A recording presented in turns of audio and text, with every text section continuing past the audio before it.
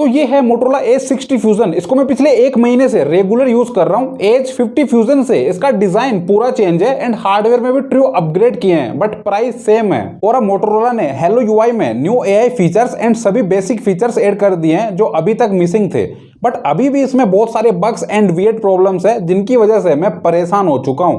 और अगर आप इन तीनों स्मार्टफोन में कंफ्यूज हो तो वीडियो लास्ट तक देखना, सब कुछ बताऊंगा। अनबॉक्सिंग से शुरू करते हैं। तो हर बार की तरह बॉक्स रेगुलर मोटोरोला साइज में है, कुछ भी नया नहीं है और हद से ज्यादा तारीफें करने का रिजल्ट इस बार एज 60 सीरीज के किसी भी स्मार्टफोन के साथ बॉक्स में कवर नहीं दिया। एंड अब सबसे इंटरेस्टिंग ये है मोटोरोला एज 60 फ्यूजन। मैंने इसका ग्रे कलर ऑर्डर किया है, मुझे ये कलर ही ज्यादा पसंद आया। वैसे इस बार फर्स्ट इंप्रेशन रेगुलर से डिफरेंट रहा। मुझे कैमरा लेंस एंड इसकी कर्व डिस्प्ले प्रीमियम फील हुई। वैसे डिस्प्ले पर प्री अप्लाइड स्क्रीन प्रोटेक्टर नहीं मिलता एंड टेंशन लेने की जरूरत नहीं है। बॉक्स में ही 68 वोल्ट पावर अडेप्टर है with type C to C data cable. And अब डिटेल में बात करें तो सबसे ज्यादा कैमरा लेंस नोटिस होते हैं बिकॉज लेंस के आउटर रिंग के ग्लास में कर्वी लेंस इफेक्ट है, तो इससे प्रॉपर कैमरा लेंस वाली वाइब आ रही है। एंड एप्पल के बाद मोटोरोला इकलौता ब्रांड है जिसका लोगो मुझे पसंद आया, मस्त शाइन करता है। और एक गौर करने वाली बात, इस ग्रे कलर के बैक पैनल के विगन लेदर पर नेचुरल लेदर टेक्सचर है, बट इसके अमेजोनाइट कलर में लाइन बॉक्स टेक्सचर है जो मुझे बिल्कुल पसंद नहीं आया है। हाँ, हो सकता है उसमें ग्रिप अच्छी मिलती हो। ओवरऑल बताऊं तो डिजाइन यूनिक तो नहीं है, लेकिन new camera lens design and दिखने में एज 60 प्रो के सिमिलर ही है,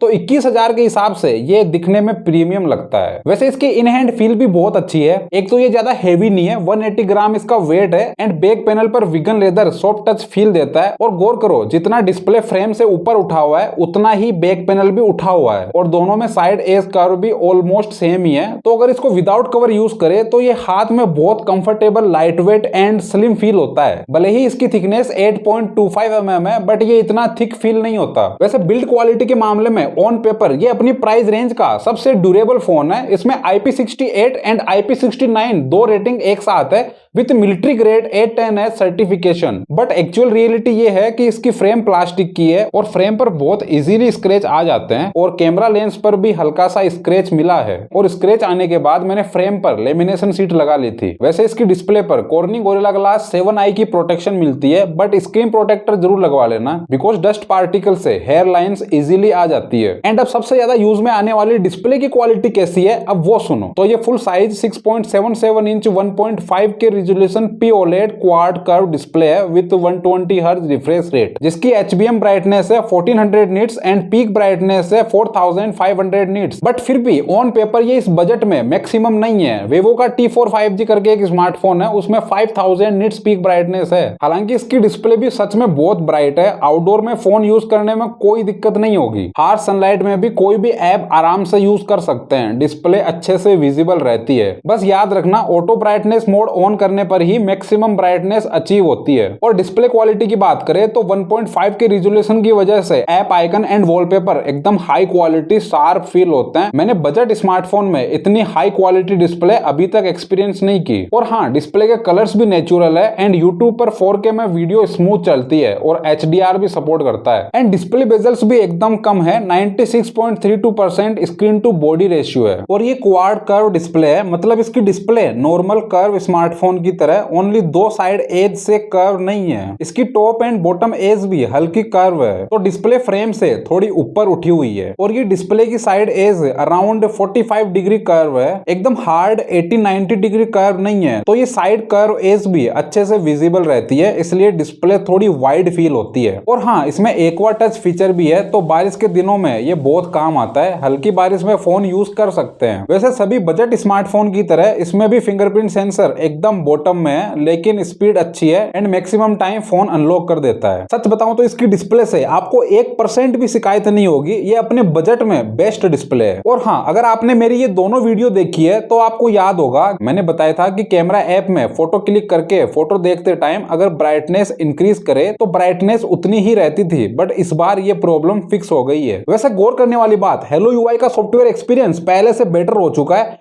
मोटरोला ने इसमें सभी बेसिक फीचर्स ऐड कर दिए हैं जो पहले मिसिंग थे। लाइक अब स्टेटस बार पर नेटवर्क स्पीड भी शो होती है और सिक्योर फोल्डर में जाकर यहाँ से किसी भी ऐप पर डेडिकेटेड ऐप लॉक भी लगा सकते हैं। बट एक बार ऐप ओपन करने के बाद जब तक पावर ऑफ ना कर दे तब तक ऐप लॉक नहीं होगा, जबकि इमीडिएटली ऐप लॉक होना चाहिए। उम्मीद है ये प्रॉब्लम अपडेट से फिक्स हो जाएगी। और अब बैकग्राउंड में इस तरह से एप्स को स्लाइड करने पर वाइब्रेशन हैप्टिक्स भी आते हैं। वैसे अभी भी इसमें कुछ बग्स एंड वियर्ड प्रॉब्लम्स है, जैसे कंट्रोल सेंटर में बैक बटन से स्वाइप अप नहीं होता, बस बैक बटन का शाइन आता है और ये वर्क नहीं करता। इसकी वजह से मैं बहुत परेशान हूँ, बिकॉज इसके अलावा सभी ब्रांड्स के स्मार्टफोन में कंट्रोल सेंटर पर बैक बटन काम करता है, तो कंट्रोल सेंटर पर बैक बटन यूज करने की मेरी आदत हो गई है। बट इसमें हर बार इस तरह से स्वाइप अप करना पड़ता है। और इसके कंट्रोल सेंटर में एक प्रॉब्लम और है, अगर ब्लूटूथ यहाँ से डायरेक्ट डिसेबल करना है तो नहीं कर सकते। इस तरह से न्यू टैब पॉपअप होती है, फिर यहाँ से डिसेबल करना होगा, जबकि वाईफाई डायरेक्ट डिसेबल कर सकते हैं। और ये सेम प्रॉब्लम इसके क्लासिक कंट्रोल सेंटर में भी है। थर्ड प्रॉब्लम, होम स्क्रीन पर चाहे कोई भी ऐप ओपन करो उसका पूरा एनिमेशन आता है, बट इसके ऐप ड्रॉअर में कोई भी ऐप ओपन करो एनिमेशन नहीं आता, डायरेक्ट ओपन होता है। और जब होम स्क्रीन पर स्वाइप अप करके ऐप ड्रॉअर ओपन करते हैं तब भी हल्का सा ब्लर एनिमेशन है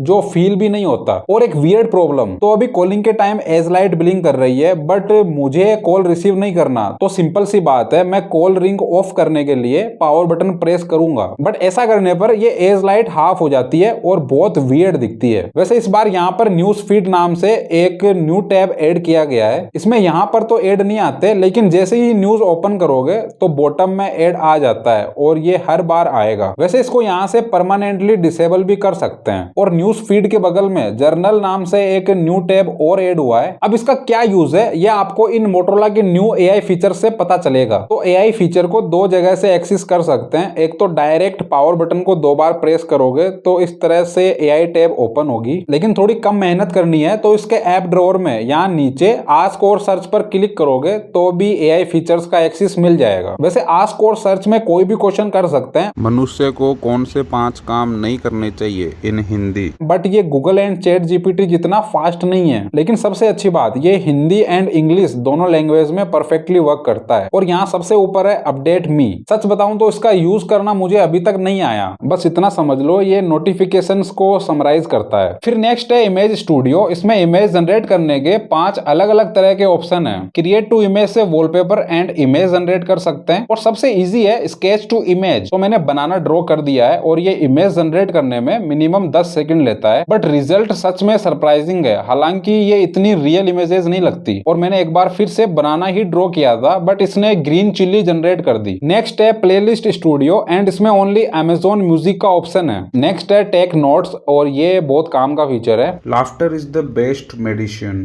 बेसिकली इसमें आप वॉइस रिकॉर्ड कर सकते हो, बट ये ओनली इंग्लिश में काम करता है, हिंदी इसके समझ से बाहर है। क्या आज बारिश आने वाली है?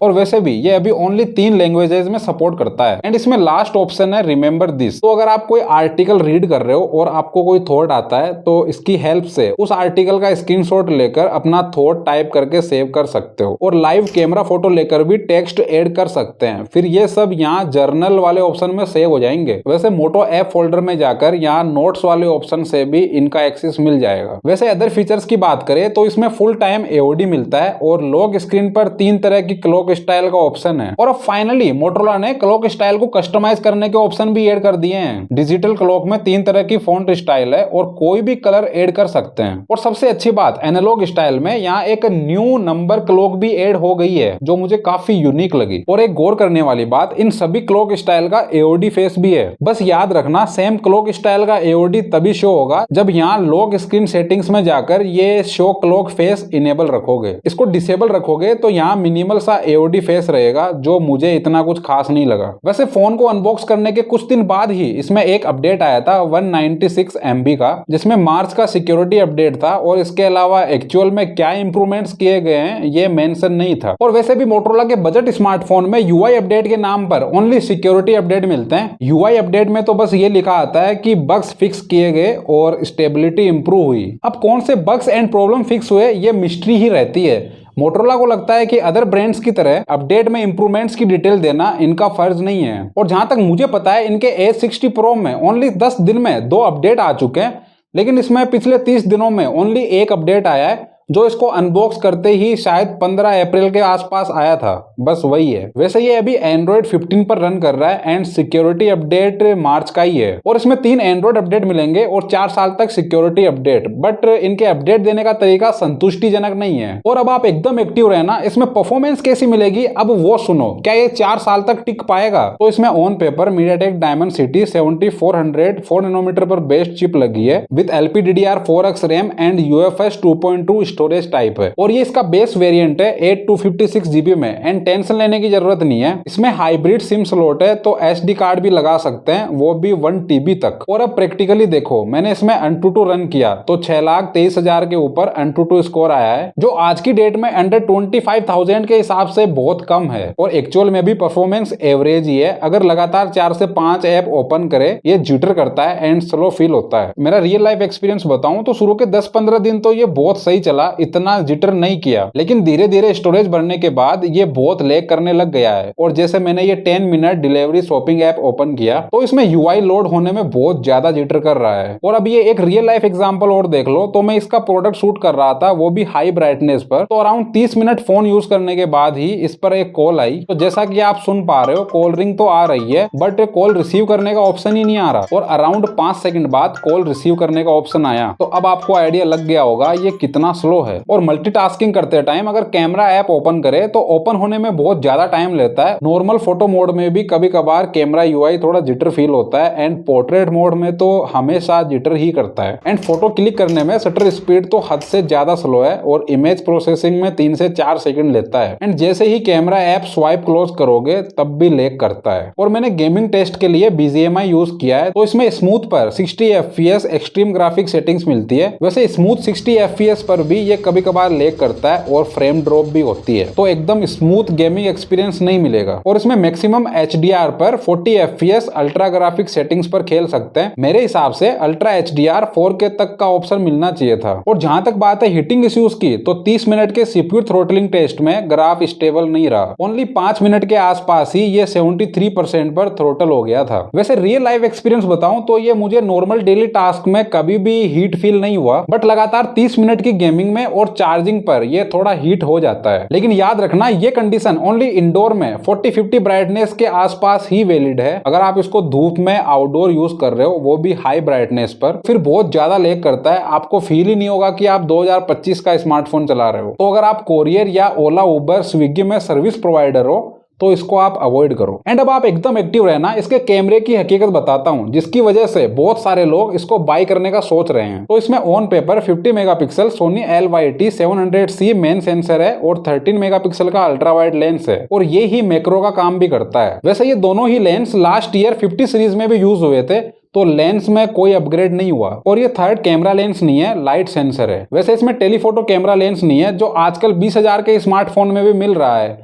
लेकिन अगर मेन सेंसर ही अच्छा है तो फिर कॉम्प्रोमाइज किया जा सकता है। तो इसके कैमरा ऐप में सभी फीचर्स अवेलेबल है like night vision, dual capture और हाई क्वालिटी फोटो के लिए अल्ट्रा रेज 50 मेगापिक्सल का ऑप्शन भी है। और इसमें मैक्रो 0.5x, 1x, 2x और only up to 10x zoom तक का ऑप्शन है और 10x जूम पर भी फोटोज यूजेबल नहीं है। वैसे ये डिफॉल्ट 12.6 मेगापिक्सल में फोटोज कैप्चर करता है। और अब डिफरेंस भी देख लो, इसके 50 megapixel and default 12.6 megapixel photo quality almost same he feel होती है। स्किन कलर में भी कुछ मेजर डिफरेंस नहीं है, लेकिन अगर गौर करें तो 50 मेगापिक्सल की फोटो में बैकग्राउंड डिटेल्स ज्यादा शार्प है। और ये एक क्लोज फोटो और देख लो, इनमें भी कुछ खास डिफरेंस नहीं है। तो मैंने सभी फोटोज 12.6 मेगापिक्सल डिफॉल्ट सेटिंग्स में ली है। और अब ये कुछ फोटोज देखो जो मैंने आउटडोर हार्श सनलाइट कंडीशन में ली है। फोटोज में कलर नेचुरली लग रहे हैं और डिटेल काफी शार्प है, हाई क्वालिटी फोटोज फील हो रही है। और ये डिवाइडर का येलो कलर रियल में भी इतना ही येलो दिख रहा था एंड ट्रीज का ग्रीन कलर भी नेचुरल ग्रीन ही फील हो रहा है। और अब ये कुछ अर्ली मॉर्निंग में ली हुई फोटोज देखो तो बिल्डिंग्स पर डिटेल्स अच्छी है और कलर कॉन्ट्रास्ट एकदम बैलेंस है। एंड ये बाइक की फोटो जितनी ब्लैक दिख रही है उतनी ही रियल में ब्लैक है। और ये दो फोटोज देखो, एक सन की डायरेक्शन में है और एक अपोजिट डायरेक्शन में है, तो दोनों में आपको डिफरेंस अच्छे से फील हो रहा होगा। और अगर आपको क्लाउड्स की फोटोज कैप्चर करना पसंद है तो इसमें काफी अच्छी फोटोज आती है। और अब 0.5x, 1x एंड 2x में डिफरेंस डिफरेंस भी देख लो। 0.5x में कलर कॉन्ट्रास्ट हल्का सा ज्यादा है, एकदम पंची कलर्स है और फोटो दिखने में बहुत अच्छी है। ह्यूमन स्किन एंड बैकग्राउंड में कलर नेचुरल साइड है एंड शार्पनेस में कोई कमी नहीं है। और गौर करो इसके 1x में वार्म टोन है एंड अल्ट्रा वाइड में कूल टोन है और 2x पर 1x से थोड़ी ज्यादा वार्म टोन है। लेकिन सबसे अच्छी बात 2x पर भी फोटोज यूजेबल है और शार्प फील हो रही है। और ये हार्श सनलाइट कंडीशन में 0.5x पर ली फोटो देखो, कलर कॉन्ट्रास्ट थोड़ा ज्यादा है। 1x पर ली फोटो में कलर नेचुरल है एंड 2x पर ली फोटो में 1x के सिमिलर कलर ही है। वैसे तीनों फोटोज में डिटेल्स काफी अच्छी है और शार्प फोटो आई है। एंड अब 1x एंड 2x की फोटोज में डिफरेंस भी देख लो तो अगेन 1x से 2x वाली फोटो में हल्की वार्म टोन है, लेकिन 2x पर भी शार्पनेस में कोई कमी नहीं है, एकदम हाई क्वालिटी फोटोज कैप्चर करता है। और अब इसके पोर्ट्रेट मोड में भी देख लो, इसमें 24mm, 35mm एंड 50mm तीन ऑप्शन मिलते हैं। तो ये तीनों फोटो सेम डिस्टेंस से ली हुई है और सरप्राइजिंगली तीनों में कलर डिफरेंस नोटिसेबल नहीं है। बस 35mm एंड 50mm में स्किन पर थोड़ी रेड टोन है। वैसे कलर्स नेचुरल है और एज डिटेक्शन एकदम परफेक्ट है। और अब आर्टिफिशियल लो लाइट कंडीशन में ली फोटोज भी देख लो। 24mm एंड 35mm फोटोज में बैकग्राउंड लाइट से अच्छे से बैलेंस है और पूरी फोटोज नेचुरल ब्राइट फील हो रही है। बट 50mm पर एकदम नॉइसी एंड काफी डल फोटो आई है। और ये कुछ पोर्ट्रेट शॉट्स और देख लो, एज डिटेक्शन एकदम परफेक्ट है और काफी अच्छी फोटोज निकाल कर दे रहा है। और अब लो लाइट कंडीशन नॉर्मल मोड में ली फोटोज भी देख लो, सभी फोटोज में डिटेल्स काफी अच्छी है, एकदम sharp high quality photos feel हो रही है और लाइट फ्लेयर्स भी नहीं आ रही है। ह्यूमन फोटोज की बात करें तो फोटोज में नॉइस इतनी फील नहीं हो रही है। इसकी कैमरा क्वालिटी से मैं सच में सरप्राइज हुआ, लो लाइट कंडीशन में भी बहुत अच्छी फोटोज आती है। और अब ये night vision and normal photos में डिफरेंस भी देख लो तो दोनों में कुछ खास फर्क नहीं है, बस नाइट विजन वाली फोटो में थोड़ी डिटेल्स ज्यादा शार्प है। और अब वीडियो क्वालिटी की बात करें तो इसके बैक कैमरे में 0.5x, 1x एंड 2x तक डिफॉल्ट जूम ऑप्शन अवेलेबल है और 1080p में 30fps एंड 60fps दोनों का ऑप्शन मिलता है और maximum 4K 30fps only. First scenario, ये वीडियो हार्श सनलाइट में शूट की हुई है, इससे आपको आइडिया लग रहा होगा कि 60fps कितना स्मूथ है 30fps से। वैसे 4K एंड 1080p में कलर शिफ्टिंग की प्रॉब्लम नहीं है। सेकंड सिनेरियो, तो अभी मैं एक कंस्ट्रक्शन साइट पर आया हुआ हूँ, वीडियो बहुत तेज धूप में शूट की हुई है और हमारे काम की बात यह है कि वीडियो रिकॉर्डिंग में 2x जूम पर वीडियो क्वालिटी ज्यादा फटती नहीं है और 1x से 2x पर स्मूथ जूम है। बट 0.5x यानी अल्ट्रा वाइड पर स्विच करे तो स्विच इफेक्ट आता है और अल्ट्रा वाइड में वीडियोस नॉइसी आती है। एंड अब थर्ड सिनेरियो, अभी मैं एकदम ब्राइट लोकेशन से डार्क लो लाइट रूम में एंटर कर रहा हूँ और गौर करो वीडियो में फुट स्टेप्स का सेकी इफेक्ट नहीं आ रहा है और आपको आइडिया लग रहा होगा कि हाई लाइट कंडीशन से लो लाइट कंडीशन में जाने पर ये लाइट बैलेंस कितना अच्छे से कर पा रहा है। फोर्थ सिनेरियो, ये वीडियो एकदम नाइट लाइट में शूट किया हुआ है और फेस पर लाइट बहुत ज्यादा आ रही है और आपको इससे आइडिया लग रहा होगा कि इस तरह की लाइट कंडीशन में आपको वीडियो क्वालिटी कैसी मिलेगी। फिफ्थ सिनेरियो, अगर आपको प्रोडक्ट शूट करने के लिए ये फोन बाय करना है तो बेस्ट है। प्रोडक्ट शूट के टाइम मेन ऑब्जेक्ट को मूव करने पर भी बिल्कुल भी फोकस लूज नहीं करता और एकदम हाई क्वालिटी वीडियो कैप्चर करता है और कलर्स भी नेचुरल ही है। सिक्स्थ सिनेरियो, सन की अपोजिट डायरेक्शन में कुछ इस तरह की वीडियो मिलेगी और सन की डायरेक्शन में कुछ इस तरह की वीडियो मिलेगी, मुझे थोड़ी वार्म टोन फील हो रही है। लास्ट सिनेरियो, तो अभी मैं मेन रोड पर आया हुआ हूँ और यहाँ पर रश भी बहुत ज्यादा है और हेडलाइट्स डायरेक्ट आ रही है, तो इससे आपको आइडिया लग रहा होगा कि लाइट फ्लेयर्स को ये कितना अच्छे से बैलेंस कर रहा है। और अब सेल्फी कैमरे की बात करें तो इसमें 32 मेगापिक्सल का सेल्फी कैमरा है एंड इसकी नॉर्मल फोटो मोड में 1x और 2x दो ऑप्शन है और 1x एंड 2x पर कुछ इतना जूम मिलता है एंड ये दिन के टाइम ली हुई कुछ फोटोज है और सभी फोटोज में डिटेल्स काफी अच्छी है, हाई क्वालिटी फोटोज फील हो रही है। और अब ये कुछ आर्टिफिशियल लो लाइट कंडीशन में ली हुई फोटोज भी देख लो, फोटोज में बिल्कुल भी नॉइस नहीं है और ये एक सनलाइट के साथ ली हुई फोटो जिसमें लाइट फ्लेयर्स आ रही है। वैसे इसके पोर्ट्रेट मोड में भी नॉर्मल और वाइड दो ऑप्शन है और कुछ इतना आपको जूम डिफरेंस मिलेगा। और अब ये normal photo and portrait photos में डिफरेंस भी देख लो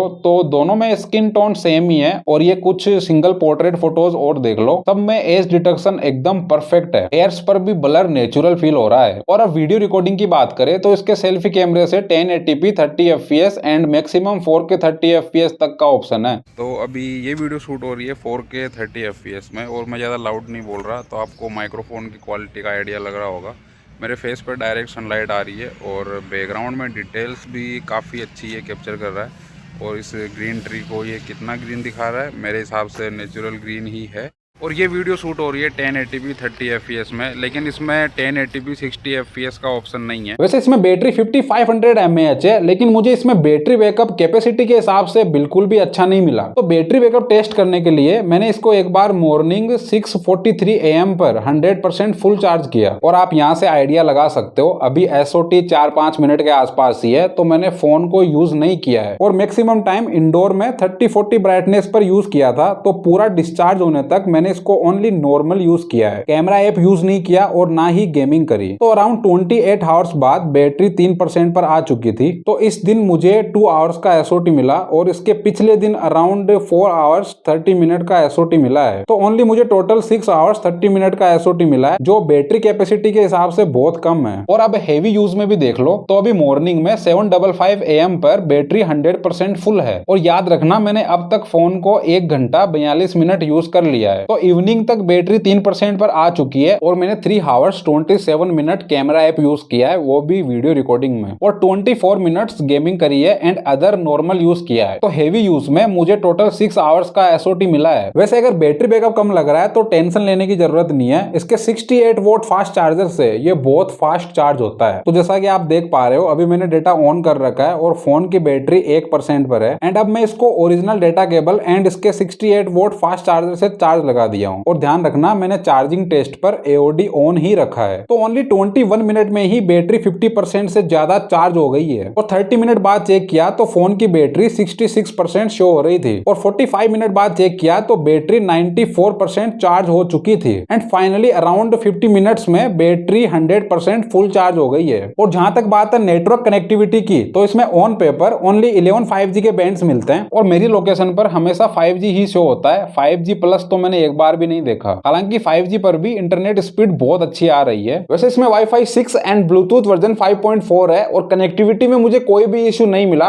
और हाँ, इसमें कॉलिंग में भी मुझे कोई दिक्कत नहीं हुई, कॉल ड्रॉप नहीं होती। और इसके ईयर स्पीकर की क्वालिटी भी अच्छी है, क्लियर है और इनफ लाउड है। एंड इसमें डुअल स्टीरियो स्पीकर्स मिलते हैं विद डॉल्बी एटमॉस, और स्पीकर का आउटपुट अच्छा है, इनफ लाउड है। और जहां तक बात है हैप्टिक्स की, तो हैप्टिक क्वालिटी तो अच्छी है, टक टक वाले हैप्टिक्स फील होते हैं, बट वाइब्रेशन की इंटेंसिटी कम है। और अगर आप NFC यूज करते हो तो सैडली इसमें NFC नहीं है। एंड अब फाइनली कंक्लूजन, 21,000 में डिजाइन प्रीमियम है, best budget high resolution display with 4500 nits peak brightness, best camera smartphone under 25,000।